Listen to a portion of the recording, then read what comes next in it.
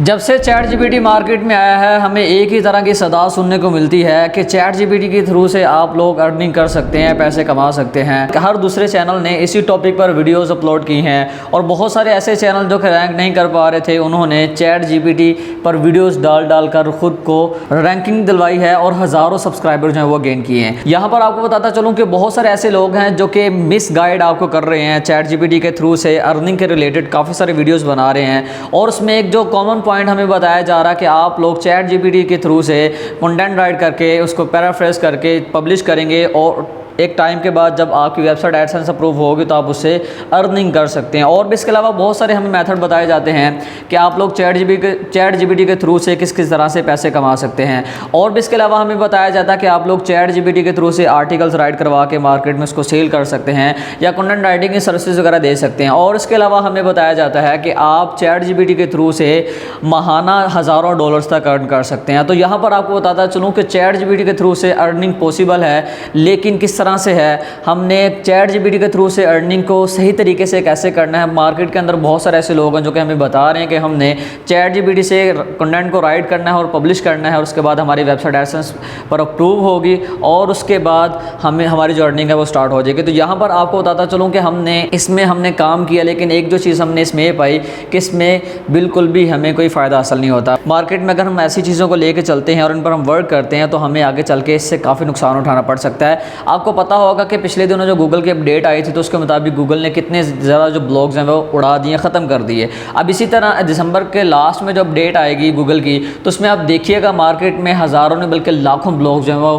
ख़त्म कर दिए जाएंगे सिर्फ इसी बिना पर कि उन्होंने जो कंटेंट अपनी वेबसाइट पर डाला होगा वो सारे का सारा AI ही होगा। चलिए फ़र्ज़ करें, मान लेते हैं कि आपकी वेबसाइट अभी एडसेंस अप्रूव हो गई है, लेकिन जब गूगल की अपडेट आनी है तो उसमें आपकी वेबसाइट जो है वो 99% चांसेस हैं कि वो उड़ा दी जाएगी। तो आज की इस वीडियो में आपको बताया जाएगा कि हमने चैट जीपीटी के थ्रू से कैसे अर्निंग करनी है और लीगल वे के साथ और सही वाले तरीके के साथ हम जो है इस मेथड को यूज़ करेंगे। आपको बताया जाएगा कि हमने ह्यूमन राइट कैसे आर्टिकल करना है और उसके साथ साथ हमने इसको किस तरह से पब्लिश करना है। A to Z सारी की सारी इन्फॉर्मेशन इसी वीडियो के अंदर आपको दी जाएगी। तो नेक्स्ट स्टेप में आपको ब्रार साहब गाइड करेंगे कंप्लीट और आपको बताएंगे कि हमने ब्लॉगिंग प्लस चैट जीपीटी से किस तरह से पैसे कमाने हैं और सही वाला तरीका कौन सा हो सकता है जो कि आगे चल के आपको नुकसान भी ना पहुंचाए और वो लाइफ टाइम के लिए भी चले। तो बिना टाइम वेस्ट किए हम चलते हैं जी लैपटॉप की स्क्रीन पर। अस्सलाम वालेकुम, मेरा नाम अबरार है और मैं आपको चैट जीपीटी प्लस ब्लॉगिंग का कोर्स करवाने जा रहा हूं। तो सबसे पहले हम इस कोर्स के कंटेंट को देख लेते हैं कि आपको इस कोर्स में क्या क्या सीखने को मिलेगा। पहले हम इस कोर्स का शॉर्ट सा इंट्रोडक्शन करेंगे, उसके बाद हम नीश सिलेक्शन में सीखेंगे कि आपने अपनी वेबसाइट के लिए कौन सी नीश डिसाइड करनी है और किन बेसिस पे करनी है। अब यहाँ पे नीश ऐसी चीज़ है कि अगर आप ये गलत डिसाइड कर लें, आप कोई गलत नीश के साथ चले जाएं तो आप जितनी मर्जी एफर्ट्स लगा लें आप कभी कामयाब नहीं हो सकेंगे। तो इसलिए आपने इस वीडियो को पूरा देखना है। और हमारा थर्ड स्टेप ये होगा कि हमने वर्डप्रेस के ऊपर अपना ब्लॉग कैसे इजीली क्रिएट करना है। उसके बाद हमारा फोर्थ स्टेप होगा कि हमने अपने कंटेंट के लिए टॉपिक कैसे ढूंढने हैं और हमने किन टॉपिक्स के ऊपर कंटेंट लिखना है, किन के ऊपर नहीं। शॉर्ट फॉर्म में से आप कीवर्ड रिसर्च भी बोल सकते हैं। हमारा पांचवा स्टेप ये होगा कि हमने कैसे चैट जीपीटी का यूज़ करते हुए बिल्कुल ऐसा कंटेंट लिखना है कि जैसे एक ह्यूमन लिखता है। इन सब को करने के बाद हमारा लास्ट स्टेप ये होगा कि हमने अपने ब्लॉग की एसईओ कैसे करनी है। हमने उसमें Google search console, Google analytics जैसे टूल्स को कैसे इंटीग्रेट करना है और हम on page SEO, technical SEO, of page SEO किस तरीके से कर सकते हैं। चलिए अब इन सारी चीज़ों को सीखना स्टार्ट कर। हो सकता है कि ये वीडियो काफ़ी ज़्यादा लेंथी हो जाए या 2 पार्ट्स में अपलोड की जाए, लेकिन आप लोगों ने इसका कोई भी सेक्शन मिस नहीं करना। अगर करेंगे तो इसमें आपका ही नुकसान होगा। तो ब्लॉगिंग के इंट्रोडक्शन में मैं ज़्यादा कुछ एक्सप्लेन नहीं करूंगा क्योंकि आप लोग पहले से ही काफ़ी कुछ इसके बारे में जानते होंगे। तो ब्लॉगिंग एक ऐसा प्रोसेस होता है जिसमें आप अपनी एक साइट बनाते हैं और उसके ऊपर आप फ्रीक्वेंटली कंटेंट अपलोड करते हैं और उसके बाद वो कंटेंट जब आपका रैंक करता है तो फिर आप उसकी मदद से अर्निंग वगैरह करते हैं। तो यहाँ पर मैं आपको बताता चलूँ कि ब्लॉग की कितनी टाइप्स हो सकती हैं। इसमें सबसे पहले पर्सनल ब्लॉग्स में जैसे आप यूट्यूब के ऊपर व्लॉग्स वगैरह देखते हैं तो वो अपनी लाइफ के बारे में बता रहे होते हैं। तो इसमें भी वही चीज़ें आती हैं जैसे ट्रैवल ब्लॉग, या कोई एक डॉक्टर है तो वो अपने पेशे के बारे में लिखता है, या कोई भी ऐसा बंदा है जो अपनी डेली रूटीन के बारे में लिख रहा है, कोई स्टूडेंट लिख रहा है। उसके बाद प्रोफेशनल ब्लॉग्स, तो ये ऐसे ब्लॉग्स होते हैं जो किसी एक इंडस्ट्री को फोकस कर रहे होते हैं, जैसे ऑटोमोटिव्स के ऊपर ऊपर या मोबाइल इंडस्ट्री के ऊपर, ऐसे ब्लॉग्स को हम प्रोफेशनल ब्लॉग्स कहेंगे। इसके बाद थर्ड नंबर पर है नीश बेस्ड ब्लॉग्स। ये ऐसे ब्लॉग्स होते हैं जो किसी एक स्पेसिफाइड टॉपिक के ऊपर बनाए जाते हैं, जैसे किसी कैटेगरी की सब कैटेगरी के ऊपर ब्लॉग बनाया जाए तो उसमें सिर्फ फिर उसी की बात होती है, इसमें उसकी जनरल कैटेगरी की बात नहीं करते हम। 4 नंबर पर आते हैं कॉर्पोरेट ब्लॉग्स। अपनी प्रोडक्ट्स या अपनी सर्विसेज या अपने बिजनेस के रिलेटेड ही लिख रहे होते हैं। फिर 5 नंबर पर आते हैं न्यूज़ एंड मैगजीन ब्लॉग्स। ये ऐसे ब्लॉग्स होते हैं जिसमें कंटेंट बहुत ही ज़्यादा फ्रीक्वेंटली अपडेट हो रहा होता है, यानी कि दुनिया में कोई भी न्यू चीज़ आई है, कोई भी न्यू इवेंट आया है, कोई एक्सीडेंट पेश आया है, तो इसमें हर तरह की हर एस्पेक्ट से खबर कवर की जाती है। इसके बाद 6 नंबर पर हमारे पास आते हैं एफिलिएट ब्लॉग्स। ये ऐसे ब्लॉग्स होते हैं जो कंटेंट के जरिए एफिलिएट मार्केटिंग कर रहे होते हैं और इनको हम रिव्यू ब्लॉग्स भी बोलते हैं। तो ये थी ब्लॉग के डिफरेंट टाइप्स। अब नेक्स्ट जो हमारा स्टेप नीश रिसर्च का है, तो उसमें हम देखेंगे कि हमें इन सब में से कौन सा ब्लॉग चूज़ करना चाहिए, कौन सा इजी टू रैंक है और कौन सा एक इंडिविजुअल पर्सन रन कर सकता है। नीश रिसर्च करने से पहले आप ये समझ लें कि आप नीश रिसर्च करते क्यों हैं और आपको कौन कौन से स्टेप्स को फॉलो करना चाहिए। तो यहाँ पर नीश का मतलब ये है कि आपकी साइट कौन से टॉपिक को कवर करेगी, आपने किस टॉपिक के ऊपर कंटेंट लिखना है। अगर आप चाहते हैं कि मैं मिक्स कंटेंट लिखूँ तो उसे हम जनरल नीश या जनरल ब्लॉग बोलते हैं। तो स्पेशली आजकल के दौर में आप बिल्कुल भी जनरल ब्लॉग की तरफ ना जाएं, क्योंकि मार्केट में एक ट्रेंड देखा गया है, जो लोग जीबीओबी का काम करते हैं उनकी कोशिश ये होती है कि दूसरे लोग भी जनरल ब्लॉग रन कर रहे हैं, क्योंकि उसके ऊपर हर किस्म की गेस्ट पोस्ट लग जाती है। तो ये देखते हुए वो भी इसकी तरफ जाते हैं, लेकिन उनको ये नहीं पता जिन लोगों को वो फॉलो कर रहे हैं वो काफ़ी साल पहले आए हुए हैं इस फील्ड में। आजकल के दौर में कंपटीशन बहुत ज़्यादा है, तो आपने कोशिश करनी है कि आप कोई ऐसी माइक्रो नीश की तरफ जाएं जिसमें बहुत ही कम ब्लॉग्स बनाए गए हैं। तो अब मैं आपको बताने वाला हूं कि आपने नीश रिसर्च करते हुए कौन कौन सी बातों का ख्याल रखना है। इससे पहले कि मैं बताना स्टार्ट करूं तो बेहतर यही होगा कि आप नोटबुक के ऊपर इन सब टिप्स को लिखना स्टार्ट कर दें। टिप नंबर 1 ये है कि आप हमेशा वो नीश चूज़ करें जिसमें आपका इंटरेस्ट या आपका एक्सपीरियंस है। अब ये मैं इसलिए बोल रहा हूँ क्योंकि गूगल ऐसे कंटेंट को रैंक करना प्रेफर करता है जिसमें दूसरों से कुछ अलग चीज़ लिखी गई हो। अब जो अलग चीज़ है वो आप तभी लिखेंगे ना जब आपका उसमें एक्सपीरियंस है। अगर फॉर एग्जांपल आप फिजिक्स के सब्जेक्ट में अच्छे हैं, आपको उसकी अच्छे से समझ लगती है, आपने उसमें प्रैक्टिकल किए हुए हैं, आपने उसमें डिग्री ली हुई है, तो आप किसी दूसरे सब्जेक्ट से बेहतर उसी में ही लिख सकेंगे। आपको अपनी पसंदीदा निश पर लिखने का एक ये भी फ़ायदा होगा कि आप बहुत ईजीली लिख सकेंगे, आप कहीं पे स्टक नहीं होंगे, आपको हर चीज़ कहीं से देखनी नहीं पड़ेगी क्योंकि आपके पास पहले से ही उसके बारे में काफ़ी ज़्यादा नॉलेज होता है। अच्छा, टिप नंबर 2 ये है कि stay away from health category if you are not a doctor. आप मेरी बात समझ गए होंगे, अगर आप डॉक्टर नहीं हैं तो आप हेल्थ की नीश की तरफ ना जाएं, क्योंकि गूगल इसे समझने में थोड़ा टाइम लगाता है, आपको हो सकता है इंडेक्स भी ना करे। वो पहले देखता है कि जो बंदा इसे रन कर रहा है वो हेल्थ का कंटेंट लिखने के काबिल है भी कि नहीं है, क्योंकि हेल्थ एक सेंसिटिव टॉपिक है और कोई भी बंदा डॉक्टर से बेस्ट एडवाइस नहीं दे सकता। टिप नंबर 3 ये है कि आपने कभी भी किसी इलीगल चीज़ के ऊपर ब्लॉग नहीं बनाना, जैसा कि weapons, adult, casino and gambling. अगर इनमें से किसी टॉपिक पर आप ब्लॉग बना भी लेते हैं तो रैंकिंग तो दूर की बात, आपको इंडेक्सिंग तक नहीं देगा गूगल। उसके बाद चौथी और last tip, make blog on low competition niche. तो अब मैं आपको कंप्लीट प्रैक्टिकली गाइड करूंगा कि आपने कैसे लो कंपटीशन नीश ढूंढनी है। अच्छा, यहाँ पर मैं एक और बार इंक्लूड करता चलूँ कि कुछ लोग ऐसे भी होते हैं उनको ये समझ नहीं आती कि मैं किस चीज़ में एक्सपर्ट हूँ, तो ऐसे लोगों के लिए भी मैं गाइड कर दूँगा कि आपने नीश के आइडियाज़ कैसे लेने हैं। जी, तो अब हम अपने नीश रिसर्च के प्रैक्टिकल की तरफ आ चुके हैं। तो सबसे पहले मैं यहाँ पर उनको गाइड करता चलूँ जिनको ये बिल्कुल भी नहीं पता चल रहा कि वो किस नीश में एक्सपर्ट हैं और वो कौन सी नीश चूज़ करें। इसके लिए सबसे पहले आप अपनी नोटबुक ओपन करें और उसमें सब इंडस्ट्रीज़ के नाम लिखना स्टार्ट कर दें और उनके नीचे आप तकरीबन 5 से 10 लाइंस की स्पेस छोड़ते जाएं। जैसे यहाँ पे मैंने लिख दिया फैशन, उसके बाद मैं यहाँ पे लिख देता हूँ टेक, टेक के बाद मैं लिख देता हूँ यहाँ पर हेल्थ, हेल्थ के बाद मैं लिख देता हूँ लाइफस्टाइल।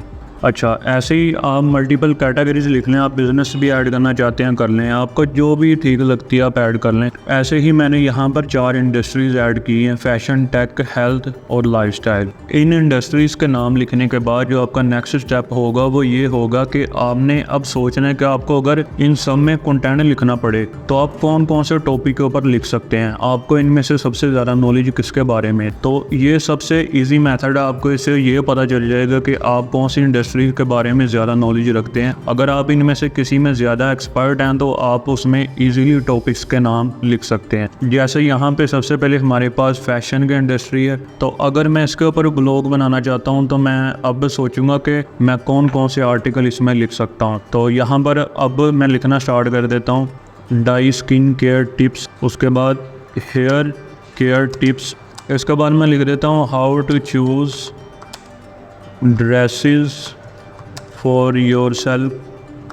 नेक्स्ट मैं लिख देता हूँ ड्रेसिंग टिप्स फॉर किड्स, या हम टिप्स की जगह आइडियाज़ भी कर सकते हैं, जैसा कि ड्रेसिंग आइडियाज़ फॉर किड्स, इसके अलावा ड्रेसिंग आइडियाज़ फॉर मेंस। तो ऐसे ही मेरे माइंड में इस जैसे काफ़ी सारे आइडियाज़ आ रहे हैं, जैसा कि ड्रेसिंग में ही बहुत सारे बन जाते हैं, dressing ideas for women, dressing ideas for man under 14 year old. तो इस तरीके से आप काफ़ी सारी कैटेगरीज बना सकते हैं या काफ़ी सारे टॉपिक्स आप लिख सकते हैं। तो इसी तरह आपने हर इंडस्ट्री में लिखते जाना है, और उसके बाद आपने ये चीज़ नोट करनी है कि आपने कौन सी इंडस्ट्री में बिना सोचे आपने काफ़ी सारे आइडियाज़ लिख दिए थे। ये स्टेप करने के बाद आपको इतना अंदाज़ा हो जाएगा कि आप कौन सी इंडस्ट्री में ज़्यादा एक्सपर्ट हैं, आप कौन सी इंडस्ट्री में ज़्यादा इजीली लिख सकते हैं। यहाँ पर जो मैंने लिखा डाई स्किन केयर टिप्स, अगर हम चाहें तो हम इसी के ऊपर पूरा ब्लॉग खड़ा कर सकते हैं। उसके बाद हेयर केयर टिप्स, इसके ऊपर पूरा ब्लॉग बन सकता है। उसके बाद how to choose dresses for yourself, हम ड्रेसिंग को चूज़ करने के आइडियाज़ के ऊपर पूरा ब्लॉग बना सकते हैं। फिर इस वाले टॉपिक में हम बच्चों के ड्रेसिंग के ऊपर पूरा ब्लॉग बना सकते हैं, यहाँ पर मेंस की ड्रेसिंग के ऊपर बन सकते। तो ऐसे ही आपको ये वाला स्टेप करने के बाद काफ़ी सारे ब्लॉग्स के लिए आइडियाज़ भी मिल गए होंगे।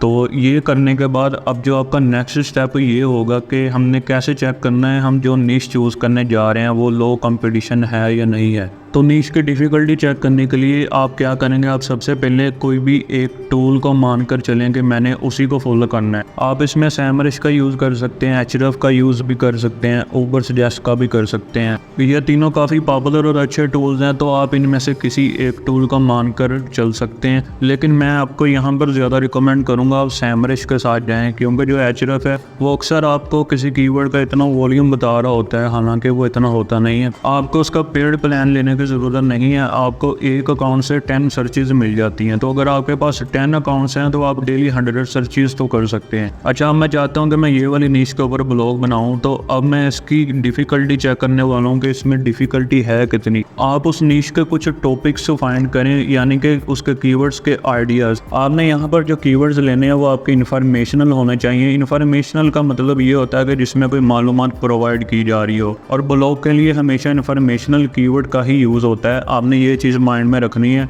कीवर्ड की और भी काफ़ी सारी टाइप्स होती हैं, तो आपने इन्फॉर्मेशनल कीवर्ड्स को ही लेके चलना है। इनकी पहचान मैं आपको बता देता हूँ। इन कीवर्ड्स में हाउ टूज वाली कैटेगरी, टॉप 10 बेस्ट और क्वेश्चन टाइप जितने भी कीवर्ड्स हैं आपके वो सारे इन्फॉर्मेशनल में आते हैं। यहाँ पर अगर हम बात करें टिप्स की या रेसिपीज़ की तो वो भी इन्फॉर्मेशनल में ही फॉल करते हैं। अब हम इसी निश की डिफ़िकल्टी चेक करने के लिए कुछ कीवर्ड्स को फाइंड करेंगे और फिर हम देखेंगे कि हमारे लिए ये वाली निश बेस्ट है कि नहीं है। तो यहाँ पर सबसे पहले आप किसी भी कीवर्ड आइडियाज़ वाले टूल में जा सकते हैं। इसमें आप गूगल का कीवर्ड प्लानर टूल भी यूज़ कर सकते हैं या आप कोई और कर लें। तो यहाँ पर अगर आप सर्च करते हैं keyword ideas tool for free, या ऐसे सर्च कर लें फ्री कीवर्ड आइडियाज़ टूल, तो आपको यहाँ पर कोई ना कोई टूल मिल जाएगा। जैसे यहाँ पर आ रहा है wordstream.com, तो यहाँ पर मैं अपना वही कीवर्ड टाइप कर देता हूँ जो मेरी नीश थी, dry skin care tips. Find my keywords, इसके ऊपर मैंने क्लिक कर दिया। यहाँ पर ये हमें ऑप्शन दे रहा है, अगर आपने कोई फ़िल्टर यूज़ करना है कर सकते हैं। तो मैं सिर्फ कंटिन्यू कर रहा हूँ क्योंकि मुझे फ़िलहाल आइडिया चाहिए। इस टूल ने मुझे 8 कीवर्ड्स शो करवाए हैं। तो अब मैं चलता हूँ सैमरिश में। ये हमारे पास सैमरिश ओपन हो चुका है और उसके बाद आपने यहाँ पर आ जाना है कीवर्ड ओवरव्यू में। कीवर्ड ओवरव्यू में आने के बाद आपने वापस इसमें आना है और यहाँ से कीवर्ड को कॉपी करते जाएँ 1 बाय 1 और यहाँ पर पेश कर दें। ये मैंने कर दिया है कीवर्ड। उसके बाद आपने लोकेशन सेट करनी है तो आप कर सकते हैं, अदरवाइज़ आप सर्च के ऊपर क्लिक कर दें तो आपको रिजल्ट्स मिल जाएंगे। अब ये वाला जो कीवर्ड था यूएसए में, इसका वॉल्यूम 20 है, डिफ़िकल्टी नहीं बता रहा है, इसके पास हो सकता है इनफ डाटा ना हो। और दूसरी तरफ ये बता रहा है ग्लोबल वॉल्यूम, वर्ल्ड वाइड कितना सर्च किया जा रहा है, तो ये 50 है, तो ये बहुत कम है। उसके बाद हम कोई और कीवर्ड को चूज़ करते हैं, जैसे डाई स्किन केयर टिप्स। हम इसी को टाइप करके देखते हैं इसका क्या रिजल्ट निकलता है। ये मैंने टाइप कर दिया, उसके बाद सर्च के ऊपर क्लिक कर दिया। इस कीवर्ड का भी ज़्यादा डाटा शो नहीं करवाया इसने, ग्लोबल वॉल्यूम 80 और USA में 20 है। तो हम वापस चलते हैं, हम कोई और कीवर्ड पिक करते हैं। ये वाला कीवर्ड मैंने पिक किया। अब इसे हम चेक करते हैं इसका क्या रिज़ल्ट निकलता है। इसने हमें इसका भी कोई डाटा शो नहीं करवाया। अब इसका दो मतलब हो सकते हैं कि इसका सर्च वॉल्यूम या तो है ही बहुत कम, दूसरा ये हो सकता है कि इस टूल के पास डाटा ना हो, तो आप किसी और टूल में जाके चेक कर सकते हैं। मैं खुद से यहाँ कीवर्ड में थोड़ी सी चेंजिंग कर रहा हूँ। मैंने यहाँ पर लिखा है डाई स्किन केयर टिप्स। अगर किसी और टूल में भी आपको डाटा नहीं मिल रहा तो आप उस निश को स्किप करके किसी और निश की तरफ जा सकते हैं। हो सकता है कि आपको इन फ्यूचर कोई भी इसमें फ़ायदा देखने को ना मिले। बेहतर यही है कि आप एहतियातन इसे छोड़ दें और जो आपकी इंडस्ट्री है उसमें किसी और टॉपिक को पिक कर लें, जैसे हेयर केयर टिप्स। तो मैं इसे चेक करता हूँ इसका इंडस्ट्री में क्या ट्रेंड है। यहाँ पर सैमरस ने हमें इसका डाटा प्रोवाइड कर दिया है। यहाँ अगर आप इसका वॉल्यूम देखें तो 1K आ रहा है, उसके बाद इसका ग्लोबल वॉल्यूम देखें तो 12K आ रहा है, और ये इंडिया में सबसे ज़्यादा सर्च किया जा रहा है, फिर USA में, फिर पाकिस्तान में, तो ऐसे 100 काफ़ी कंट्रीज़ में इसका सर्च वॉल्यूम है। अब यहाँ पर जो नोट करने की चीज़ है वो ये है कि हमारे कीवर्ड की डिफ़िकल्टी कितनी होनी चाहिए।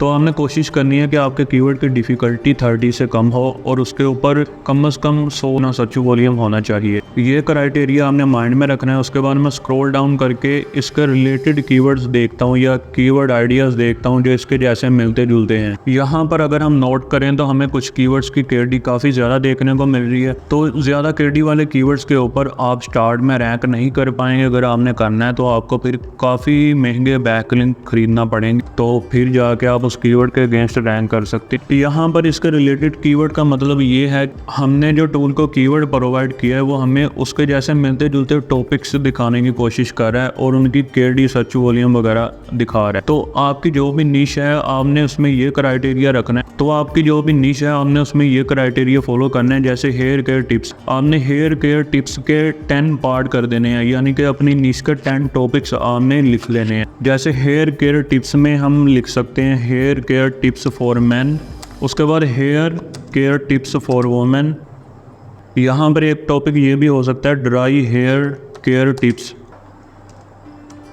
यहाँ पर एक टॉपिक ये भी बन सकता है dry scalp hair care tips. ऐसे ही आपने अपनी निश में कोई कम से कम 8 से 10 टॉपिक्स बना लेने हैं और उनको आपने कीवर्ड रिसर्च टूल में पेस्ट करके चेक करना है कि उनका क्या रिजल्ट निकलता है। तो आपके अगर आपके 8 कीवर्ड्स में से 3 या 4 कीवर्ड्स भी अंडर 30 डिफ़िकल्टी के आ रहे हैं तो वो निश आपके लिए फ्यूचर में बेहतर साबित होगी, आप उसकी तरफ जा सकते हैं। आपने यही मेथड फॉलो करके डिफरेंट निशेस को चेक करते जाना है। सिंपल सा क्राइटेरिया है जो मैं आपको बता चुका हूँ, आपने उसे फॉलो कर लेना है और आप इजीली अपनी निश रिसर्च कर सकते हैं। हमारी निश रिसर्च कंप्लीट हो चुकी है। अब नेक्स्ट हम एक होस्टिंग के अकाउंट को कंप्लीट सेटअप करेंगे। उसके बाद हम वर्डप्रेस के ऊपर इजीली अपना एक ब्लॉग बनाएंगे और फिर हम कीवर्ड रिसर्च करने के बाद उसके ऊपर कंटेंट पब्लिश करना सीखेंगे। उसके बाद फिर हम अपने ब्लॉग के लिए एक जरिए कंटेंट राइट करना सीखेंगे। तो यहाँ पर मैं एक और इम्पोर्टेंट बात आपको बताता चलूँ, जो मैंने आपको ब्लॉग की टाइप से बताई थी, आपको उनमें से कौन कौन सी टाइप को फॉलो करना चाहिए, किसको नहीं करना चाहिए।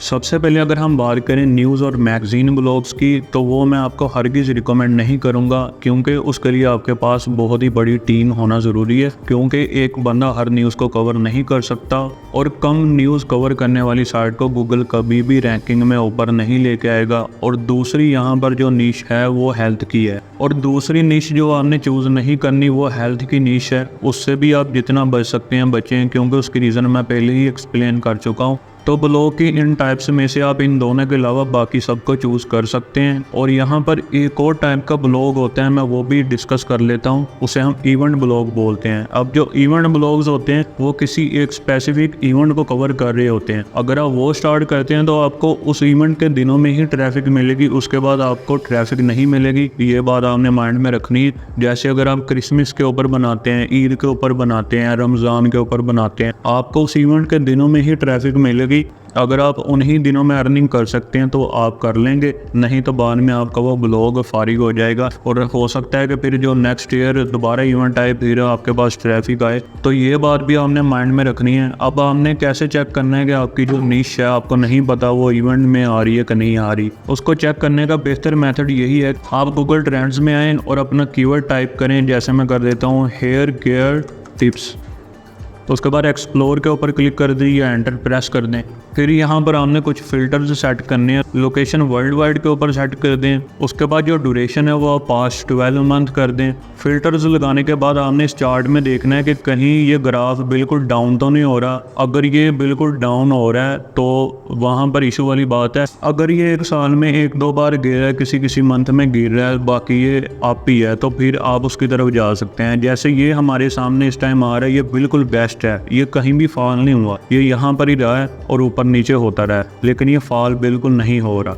अब अगर यहाँ पर मैं कोई इवेंट वाला कीवर्ड टाइप करके सर्च करूँ तो फिर हम देखते हैं कि ग्राफ की क्या सिचुएशन रहती है। आप यहाँ पर देख सकते हैं कि क्रिसमस का इवेंट करीब आते ही ये अप हो रहा है, उसके बाद बिल्कुल ये डाउन हो रहा है और फिर सारा साल ये डाउन ही है। फिर जब दोबारा क्रिसमस का इवेंट करीब आएगा तो इसने फिर से अप होना स्टार्ट हो जाना है। तो ये बात आपने हमेशा माइंड में रखनी है कि आप जब भी कोई निश डिसाइड करते हैं तो आपने गूगल ट्रेंड्स में आकर उसका ट्रेंड चेक कर लेना है। कम से कम 1 साल का आपने ट्रेंड चेक करना है और वर्ल्ड वाइड लोकेशन वाला फिल्टर लगा के आपने देखना है कि वो कहीं इवेंट में फॉल तो नहीं कर रहा।